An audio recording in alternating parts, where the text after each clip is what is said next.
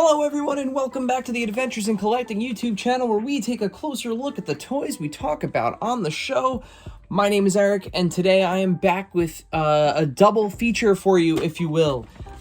Today we are taking a look at the brand new line of toys from the loyal subjects, BST AXN. These 5-inch figures have been described to us directly as the Super Smash Brothers of action figures. So these are all 5-inch scale that scale with each other, not necessarily the way that they would scale in kind of the source material, but so that way they can interact with each other.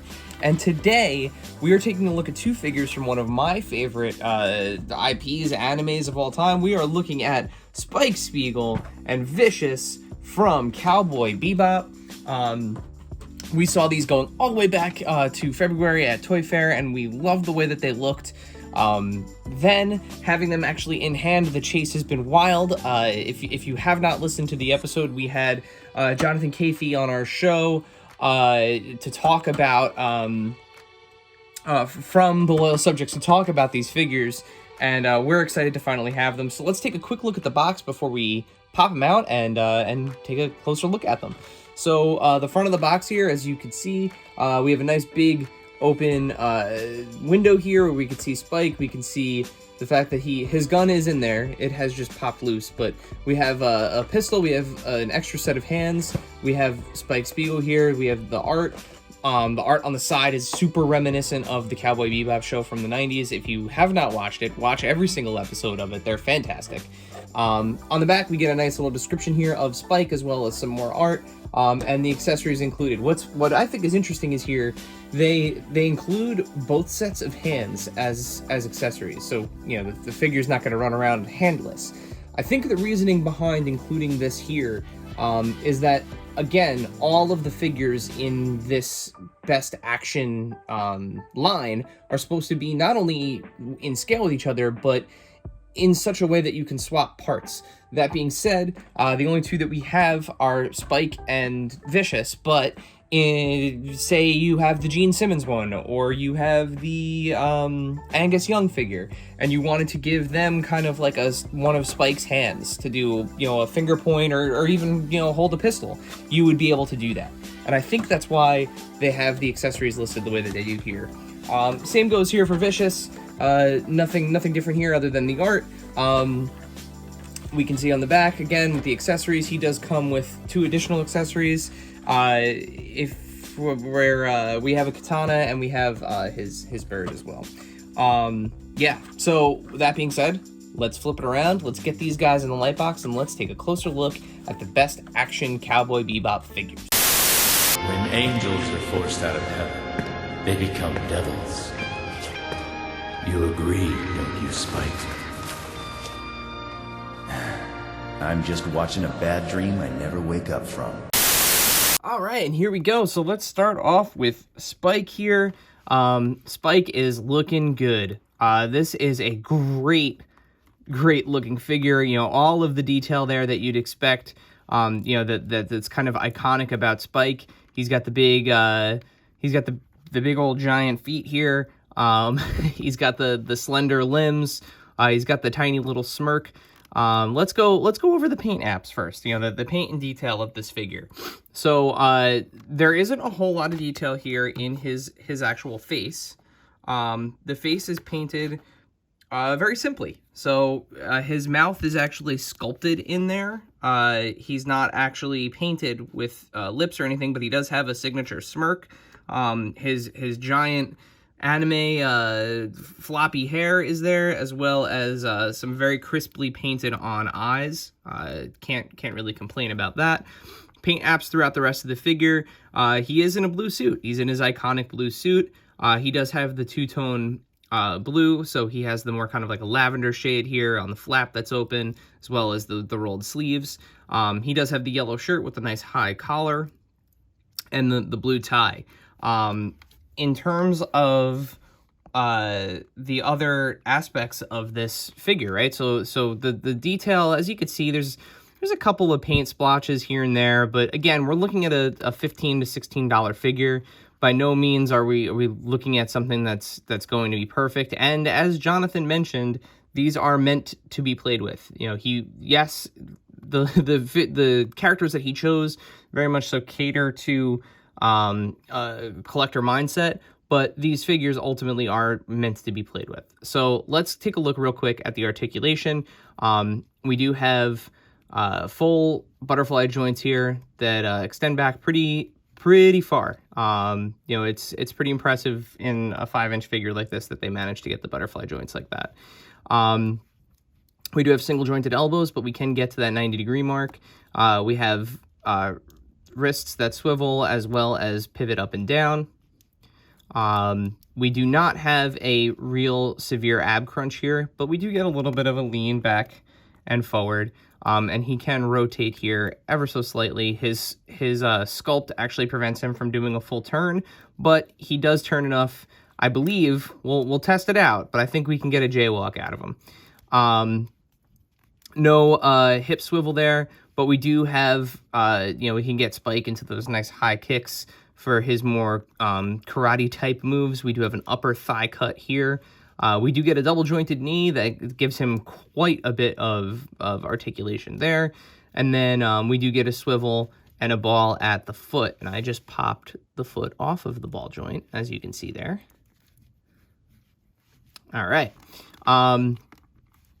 So yeah, so that's Spike in his, you know, in kind of all of his glory there. So let's leave Spike to the back here. So, Vicious, as you can see here, again, same kind of level of detail and paint. The paint is very simple. The limbs are very similar, but not reused. As you can see, the cuffs on the pants are different on both Spike and Vicious. So, while their leg parts are extremely similar, there are minor differences that set these two characters apart. Now, one of the things that's interesting is on the package, it lists the bird here as a accessory. However, this bird is not coming off. And if you watch friend of the pod Toy Shiz's video, you will see that if you remove the bird, it does leave kind of like a hole in the jacket. So I will be leaving the bird on because I do not want the hole in the jacket. The perfectionist in me, that will drive me up the wall. So let's take a quick run through here. The articulation is the same, so we're not going to go through the joints and everything again. All of that is exactly the same. But we do get some additional detailing here in Vicious that we don't have on Spike. Because of his long coat here, we can see that he has a flexible coat. It's like a softer plastic, which is really appreciated all the way through, you know, to kind of allow him to get into some additional positions there.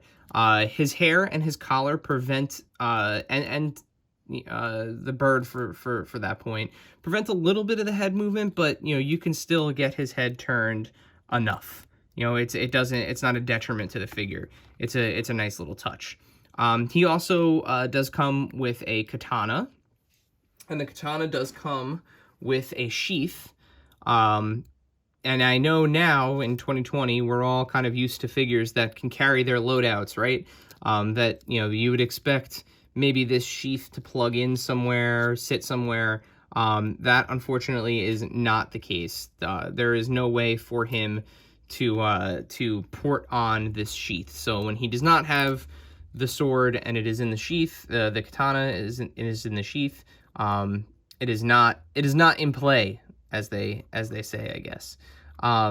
Both of these figures, as you can see, have, you know, even for their slender builds, they have really nice centers of gravity. Both figures do come with additional hands. So I'm going to take Vicious here since he's up front, and we're just going to swap out one of his hands with a fist.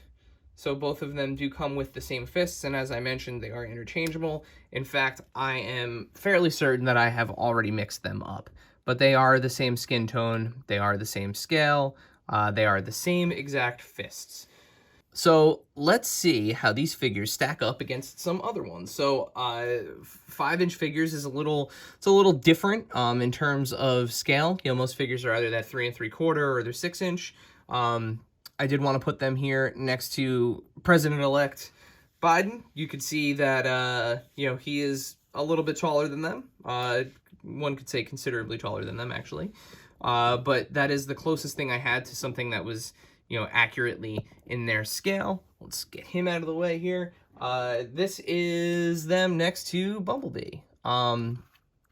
So again, if you're kind of going with that whole mashup vibe, they actually scale pretty well with Bumblebee. If you would imagine a world that's you know, like the loyal subjects mentioned, you know, a world where it's kind of like a Super Smash Brothers version, they actually scale pretty well. So, you know, they could get into some hijinks there with B. So let's see how they scale with somebody like Batman from the Spin Master Batman line. You can see he is considerably smaller than them. It's like if a little kid in their universe was dressed up as Batman, right? And then lastly, your typical 3 3/4 inch figure. Here I have our buddy Killer Bootlegs, Phantom Star Killer. You know, also cruising around in outer space, but it's kind of like a miniature version of him. In this scale, it would be like if a kid was dressed up as Phantom Star Killer, which would be awesome. But yeah, so let's flip it back up to the other view. Let's wrap this up and... Man, oh man, so what else can we say here about Spike and Vicious? These figures are fantastic. These are hitting Walmarts and Hot Topics right now. They should be hitting other stores later in 2021 as next year kind of comes into play here. But for $15, $16 a piece, you know, these figures are highly articulated, they are detailed, they are fun as hell. And they're great. The likenesses are great. They really kind of, I mean, it's 2020. All of the crazy things that have happened this year, you can walk into a Walmart in the next to the CDs and you can buy brand new Cowboy Bebop figures. I mean, if that doesn't do it for you, then, you know, these figures aren't going to do it for you.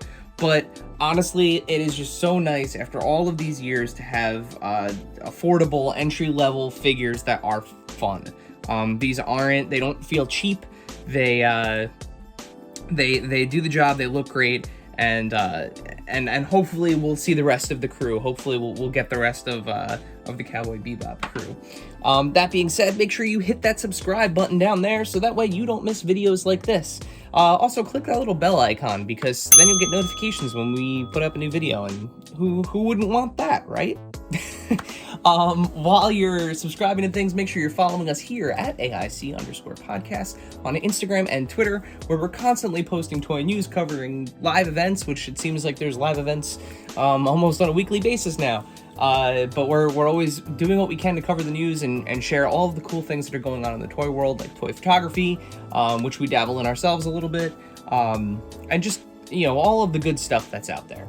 And then lastly, make sure you're listening to the podcast. That's where it all started. You can find us Adventures in Collecting, where all podcasts are found. Please leave us ratings and reviews if you watch us. It really helps the show and it helps other people find the show. That is a huge help. If you don't feel like searching for us, you can just hit the link in the video description below, which will take you to our website and all of the platforms that we are on.